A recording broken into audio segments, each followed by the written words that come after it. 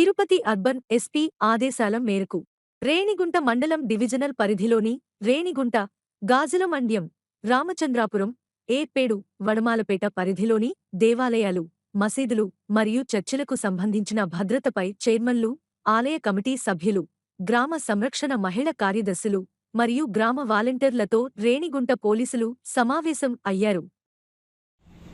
ఇలాంటి ఇన్సిడెంట్స్ మీ పరిధిలో జరగకుండా చూసుకునే బాధ్యత కమిటీ వాళ్ళకు ఉంది, తర్వాత పోలీసు వాళ్ళకు ఉంది. ఆ టెంపుల్కి సంబంధించిన ధర్మకర్తల కమిటీ ఉంటుంది. కనీసం ఏమన్నా నైత్యం దయచేసి కంపల్సరీ చేయాలి. చిన్న గుడిలో జరిగిన 5,000 కెమెరా ఊరికి చిప్ ఉంటుంది, స్టోరేజ్ అది సరిగా ఉండదు. ఖచ్చితంగా మినిమం రెండు కెమెరాలు ఉండాలా మినిమం. అంతే స్టోరేజ్ 1 వీక్ కన్నా 10 days కన్నా స్టోరేజ్ ఉంటే మనం ఏం జరుగుతుందో అనేది తెలుసుకుంటూ ఉండొచ్చు. చిన్న కెమెరాలు పెట్టేస్తే 5,000 కెమెరాలు పెట్టేస్తే ఆ కెమెరా ఊడిపిక్కొని వెళ్ళిపోతాడు వాడు, ఆ దొంగ అనేవాడు. కనీసం స్టోరేజ్ అన్నా ఉంటే కనీసం చూడొచ్చు. స్టోరేజ్ అన్నా, స్టోరేజ్ పాయింట్ అన్నా ఏదో ఒకటి జరుగుతూ ఉంటుంది. స్టోరేజ్ పాయింట్ అన్న లోపల పెట్టుకోవడం ఇదంతా చేయాలి. దాని తర్వాత మీ సెల్ ఫోన్లో కూడా దాన్ని లింక్ చేసుకోవచ్చు. అనుమానాస్పదంగా తిరుగుతున్నాడు అనేది కరెక్ట్గా మాకు ఇన్ఫర్మేషన్ ఇవ్వండి. ఒక 5 నిమిషాల్లో 10 నిమిషాల్లో మీ దగ్గర ఉంటారు. ఒకవేళ విలేజ్లో అయితే ఒక 20 నిమిషాలు కావచ్చు. దయచేసి అర్థం చేసుకోవాలి. ఈ సెక్యులర్ కంట్రీలో,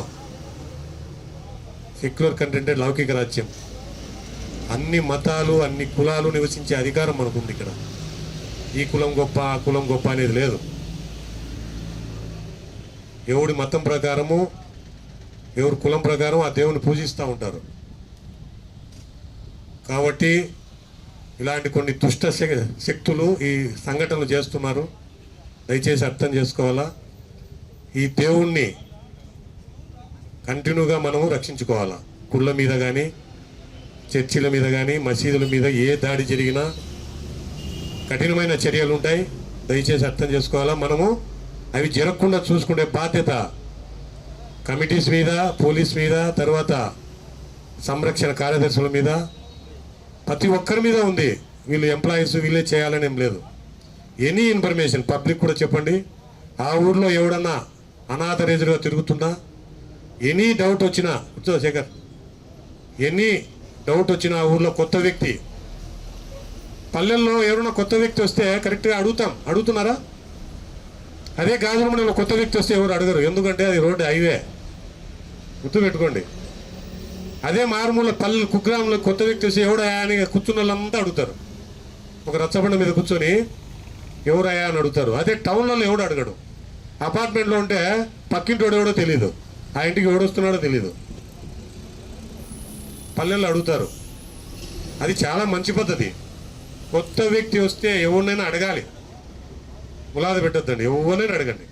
ప్రోన్స్ ఉంటాయి, డేంజర్ ప్రాంతం అని చెప్పేసి నిన్ననే ఆర్ఎన్బిను ఎస్సీ అధికారులు కూడా మేము కొన్ని సైన్ బోర్డ్స్, అంటే ఒక బోర్డ్స్లో ఉంటాయి, 2 రకాలుగా ఉంటాయి. ఇన్ఫర్మేటివ్ బోర్డ్స్ అని, మళ్ళీ వచ్చేసి డేంజరస్ బోర్డ్స్ అని చెప్పేసి అని ఉంటాయి. ఇన్ఫర్మేటివ్ అంటే ఏ ఊరికి ఇది ఏ ఊరు, పలానా ఊరికి దావి వెళుతుంది పలాని అని చెప్పేసి. నెక్స్ట్ సైన్ బోర్డ్స్ అనేది ఉంటుంది. సైన్ బోర్డ్స్ అంటే ముందర ఒక ఫర్లాంగ్ దూరంలో డేంజర్ కర్వ్ ఉంది, జాగ్రత్తగా ఉండండి. ముందర లేకపోతే ఒక కూడలు వస్తుంది, జాగ్రత్తగా వెళ్ళండి, ఇది భయంకరమైన ప్రాంతము, డేంజరస్ ప్రాంతము, ఎదురుగా సింగిల్ రోడ్డు ఉంది, అలాంటివి సైన్ బోర్డ్స్. అవి కూడా ఇన్ని కాలని చెప్పేసి మేము ఐడెంటిఫై చేసి నేషనల్ హైవే అథారిటీస్కు, ఆర్ఎన్బి వాళ్ళకు కూడా ఇచ్చాం. మీ అందరికీ తెలుసు ఇవాళ గవర్నమెంట్ పాలసీ మీ అందరికీ తెలుసు. ముఖ్యంగా ఎక్సైజ్ మీద అయితేనేమి శాండ్ పాలసీ ఉంది.